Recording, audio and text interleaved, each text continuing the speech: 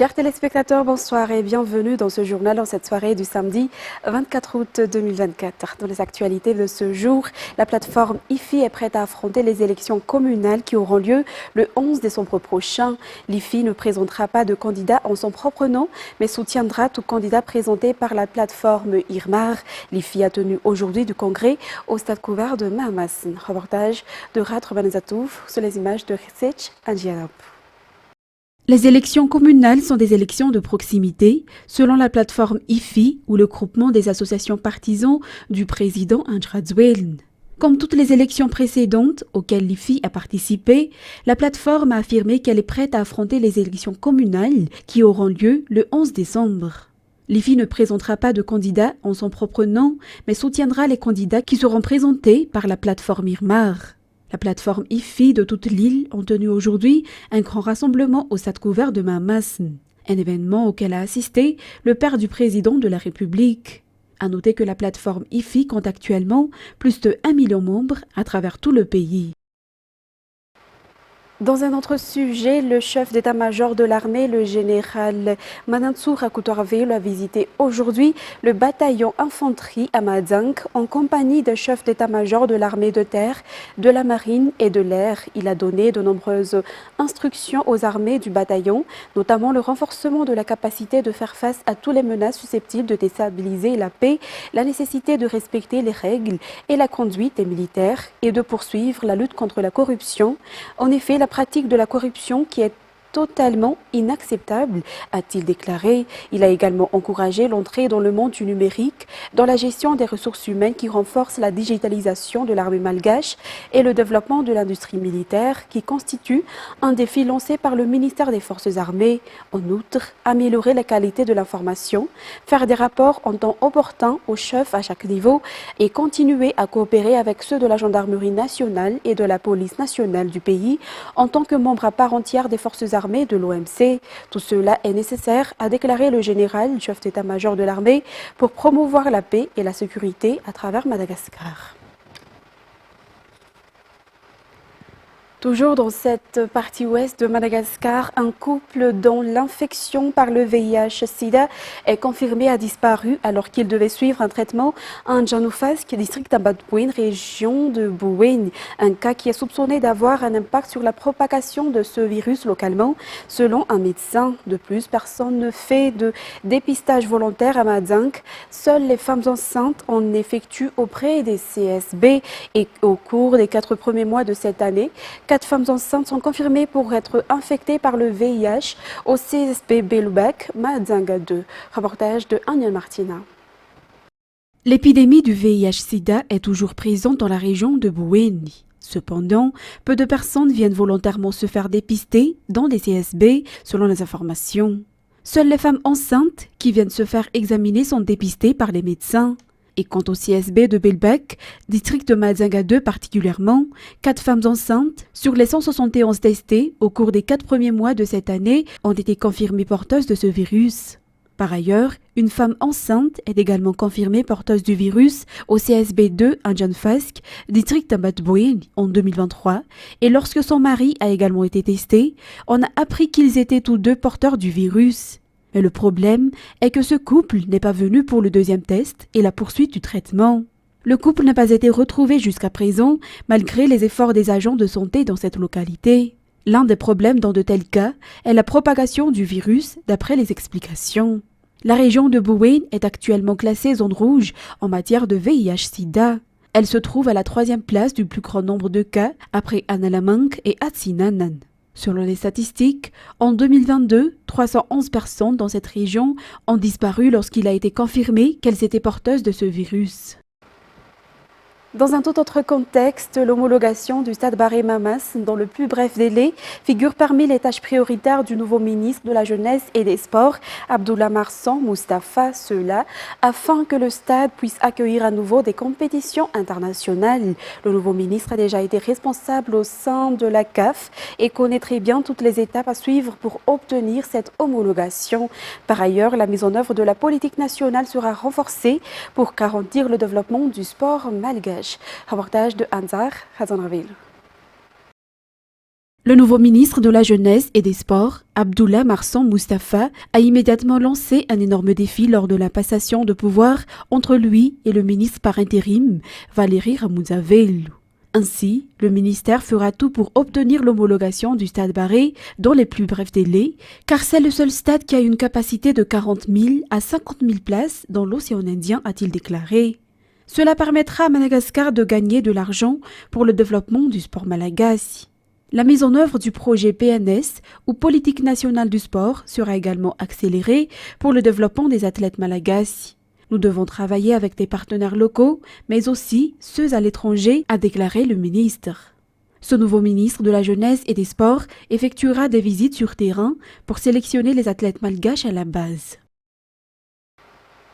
Ensuite, certaines des équipes qui ont participé à la compétition nationale de l'ASIF récemment ont fait jouer des mercenaires et des mesures strictes ont été prises à cet égard, a déclaré le responsable de l'ASIF. Le nombre de participants à cette compétition nationale a néanmoins augmenté, améliorant ainsi le niveau de cette compétition. Anzara Tonaville et Rad Ramananzatov.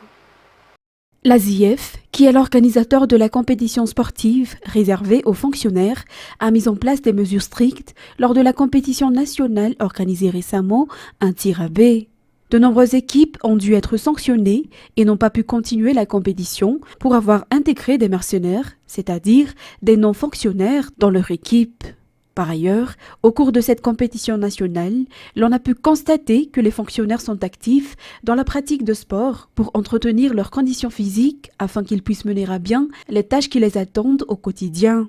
En 2025, cette compétition nationale se tiendra à Mahajang. Le nombre de disciplines à affronter devrait également augmenter lors de cette prochaine édition. Mais le club malagasy Disciple FC a été battu par les Orlando Pirates au match retour du tour préliminaire de la Ligue des champions africaine sur le score de 0-4. Après avoir tenu tête à domicile avec un score nul et vierge, le club malgache n'a pas pu résister à l'armada sud-africaine. Avec cette lourde défaite de 4-0, Disciple FC voit son parcours s'arrêter prématurément dès ce tour préliminaire. Mais malgré l'élimination, cette expérience restera un point de repère pour le club qui pourra tirer des leçons de cette confrontation au plus haut niveau continental. Place maintenant aux actualités internationales. Destination Allemagne. Une attaque au couteau a fait 3 morts et 5 blessés graves dans la soirée du vendredi 23 août en Allemagne. Ce samedi matin, la police allemande dit être toujours à la recherche du suspect dans cette affaire. Reportage sur les images de France 24. Au sol, plusieurs personnes blessées, prises en charge par les secours. Elles viennent d'être poignardées. Rapidement, le festival qui se déroulait ici, à Solingen, 150 000 habitants dans l'ouest de l'Allemagne, est interrompu. La zone évacuée et bouclée par les policiers. Les premiers témoins nous ont dit qu'une personne avait attaqué des gens avec un couteau. Pour l'heure, nous n'avons aucune information sur sa motivation. L'auteur de cette attaque est activement recherché. Des agents des forces spéciales et un hélicoptère ont été déployés. Au moins 3 personnes sont mortes. Le ministre régional de l'Intérieur s'est rapidement rendu sur place. En ce moment, mes pensées et mes sentiments vont aux victimes, aux membres de leur famille, aux proches des blessés. L'attaque a eu lieu alors que plusieurs groupes de musique se produisaient pour le 650e anniversaire de la ville. Les festivités qui devaient se dérouler jusqu'à dimanche ont toutes été annulées. Mais cet après-midi, une arrestation a déjà lieu dans l'enquête sur cette attaque au couteau en Allemagne. Les précisions de France 24. Enquête sur cette attaque au couteau qui a fait 3 morts et 8 blessés, dont 4 en urgence absolue, suit son cours. Plusieurs pistes sont étudiées actuellement par les autorités qui viennent de donner une conférence de presse.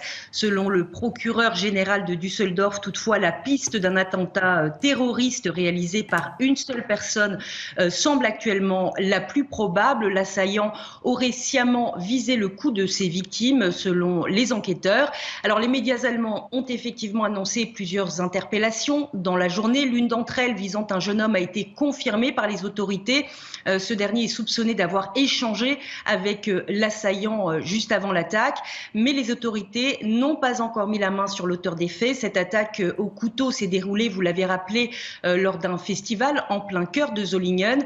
Des dizaines de milliers de personnes étaient attendues pour cet événement qui célébrait les 650 ans de la municipalité, mais le tout sans vidéosurveillance. Les enquêteurs appellent la population à leur fournir tout renseignement, y compris des photos et des vidéos qui permettraient d'aboutir à l'arrestation du suspect. Mais en attendant, la chasse à l'homme continue à Solingen. Selon la police, des perquisitions sont conduites actuellement dans toute la région. L'ensemble de la classe politique est bien évidemment sous le choc de cette attaque au couteau. Le chancelier allemand Olaf Scholz s'est dit bouleversé, a déclaré que le coupable devait être arrêté rapidement et puni avec toute la rigueur de la loi. De son côté, Nancy Faeser, la ministre de l'Intérieur, est attendue sur place à Solingen aux alentours de 17h. Et cette attaque au couteau crée également beaucoup d'émoi, car ce n'est pas la première cette année en Allemagne. Un policier est décédé début juin après une autre attaque mortelle à l'arme blanche.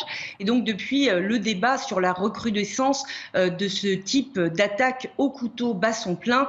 La ministre de l'Intérieur avait d'ailleurs annoncé vouloir bannir les couteaux de plus de 6 cm de l'espace public, mais au sein de la coalition gouvernementale, certains demandent même une interdiction totale des armes blanches. Et les événements de Solingen, évidemment, vont contribuer à alimenter ce débat dans les semaines qui viennent.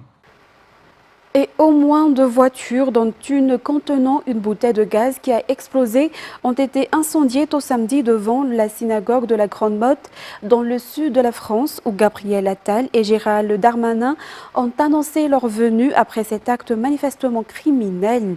Le parquet national antiterroriste s'est saisi de l'enquête. France 24. Derrière les arbres, un panache de fumée. Ce n'est pas un feu de forêt, mais un incendie, probablement volontaire, qui a démarré au pied de cet immeuble, sur le parking, aux alentours de 8h30. 2 véhicules ont pris feu, avec à l'intérieur d'entre eux une bouteille de gaz qui a explosé. La détonation, entendue dans tout le quartier, a stupéfait les riverains.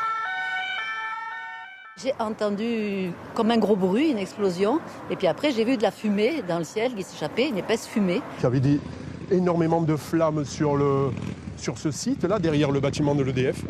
Et puis la police qui est juste en face est arrivée, et les pompiers aussi. Voilà, mais ça a été vraiment très violent comme explosion. À proximité se trouvait une synagogue dont les portes ont été brûlées. Aucun blessé n'est à déplorer, mais un policier municipal a été touché. Un incendie très vite qualifié par le ministre de l'Intérieur de manifestement criminel, qui a demandé un renforcement immédiat de la présence des forces de l'ordre devant les lieux de culte juifs. Lui et Gabriel Attal, le Premier ministre démissionnaire, sont attendus sur place dans l'après-midi. Mesdames et messieurs, c'est la fin de cette édition. Nous vous remercions de l'avoir suivi jusqu'à son terme et excellente soirée en notre compagnie. Au revoir à tous.